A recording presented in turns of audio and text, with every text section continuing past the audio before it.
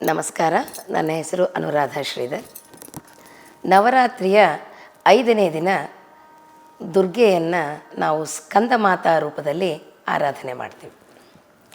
ಸ್ಕಂದ ಅಂದರೆ ಸುಬ್ರಹ್ಮಣ್ಯನ ತಾಯಿಯಾಗಿ ಅವತರಿಸುವುದರಿಂದ ಅವಳನ್ನು ಸ್ಕಂದ ಮಾತಾ ಅಂಥೇಳಿ ಕರಿತೀವಿ. ದೇವಿಯನ್ನು ಯಾರು ಆರಾಧನೆ ಮಾಡ್ತಿರೋ ದೇವಿಯ ಜೊತೆಗೆ ಸ್ಕಂದನ ಆಶೀರ್ವಾದವನ್ನು ಸಹ ಭಕ್ತರು ಪಡೆಯಬಹುದು.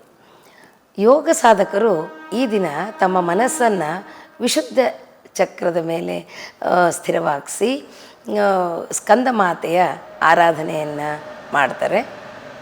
ಎಲ್ಲ ಬಗೆಯ ಭೌತಿಕ, ಸಾಂಸಾರಿಕ, ಮಾಯಿಕ ಭಾವನೆಗಳನ್ನು ಹೊರತುಪಡಿಸಿ ಪದ್ಮಾಸನ ಸ್ಥಿತಿಯಲ್ಲಿರುವಂತಹ ಸ್ಕಂದ ಮಾತೆಯ ಮೇಲೆ ಪೂರ್ಣವಾಗಿರ್ತದೆ.